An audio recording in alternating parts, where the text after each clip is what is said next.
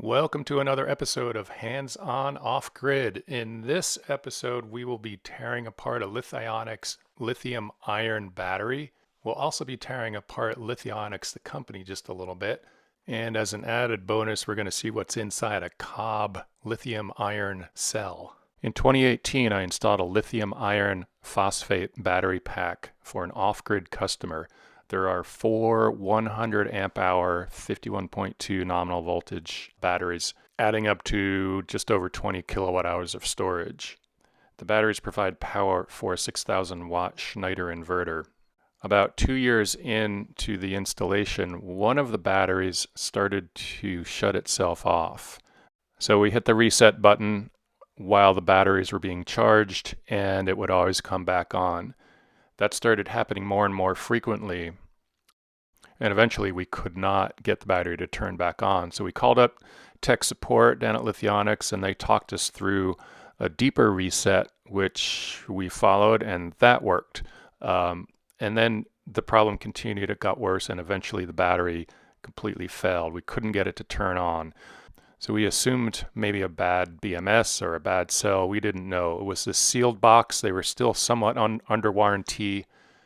So we called up Lithionics, and this time we got a real runaround. I mean, these were spendy batteries back in 2018. These were $5,000 batteries. Yeah, I know. But we wanted something that was bulletproof and had a warranty and good support. So I landed on Lithionics because they appeared to provide all of those things, at least at the time. Fast forward a couple of years when we actually do have a problem and we get the royal runaround. Oh, we have to fill out a form online that describes exactly the problem. Oh, and it might take us a week or two to get back to you. And sure enough, after a few days, I got impatient and I called up and I got an intern who didn't know how to answer any technical questions and constantly had to refer back to tech support. After a few weeks back and forth on the phone between the intern and tech support and customer service, they finally decided that what they needed to do was sell us a $200 battery charger that would trickle charge the cells and had a fancy little pigtail that would plug into the battery and bypass the BMS. So, okay, I'm still hoping for some warranty support, so I spent the $200. That didn't work. The battery did not stay on.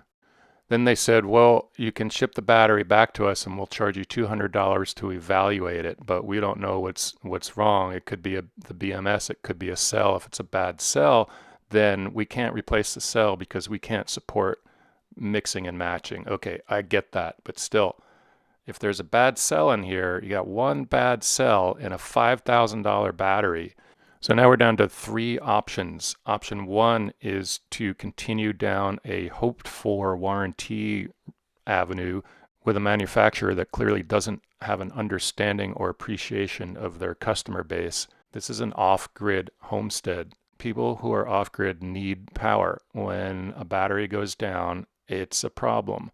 They took their sweet time trying to get back to us. And now they wanted to charge us $200 for a trickle charger, $200 for an evaluation. I didn't even look into shipping. Option one, we just took right off the table.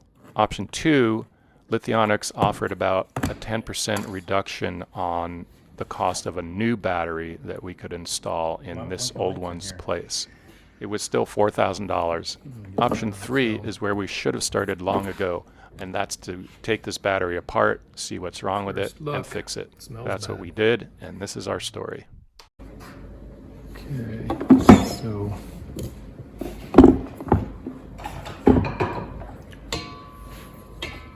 we got into the BMS, disconnected the BMS from the main plus and minus. So we had to pop open the BMS just to take a look inside and see what all the magic was about. It looks like it's a pretty solid unit. It's well made, the connections were tight, the solders were good, there's heat shrink. The build quality looks really good.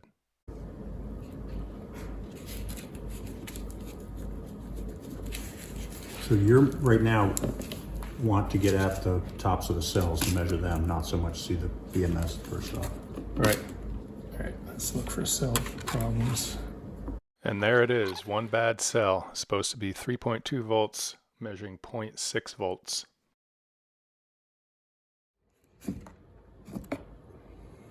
Nice.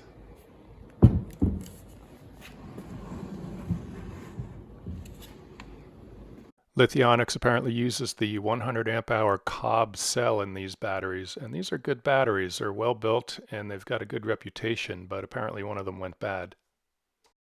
So of course we couldn't leave well enough alone and just move on, order a new battery and install it. We had to take apart the old battery and see exactly what went wrong. So this was kind of fun. It smelled really bad. I would highly recommend do not do this. We were pretty careful though. We taped everything off and wore protective equipment. As you can see, this is a pretty sturdy case, and I suspect that's why there's no recommendation to apply pressure to the outside of the cells when you squish, when you put them together, like you do with the Eve batteries. Liquid electrolyte. Nice. Anyway, the Eve batteries are much thinner walled, and there's a lot of cheaper batteries out there, and the build quality and sturdiness of them is part of why they're cheaper. We didn't go too deeply into the forensics of all of this. We just kind of poked around looking for obvious signs of damage and destruction, but didn't see anything. So we went to eBay, got lucky, and found a couple of new old stock Calb 100 amp hour cells, and they were fairly inexpensive, so we bought a few to have around. Top balanced them, installed it, and it's been fine for the last few months. This is how our projects usually start and often how they end, which makes projects all that much more worthwhile. Have fun, be safe, eat well, like, subscribe. See you next time.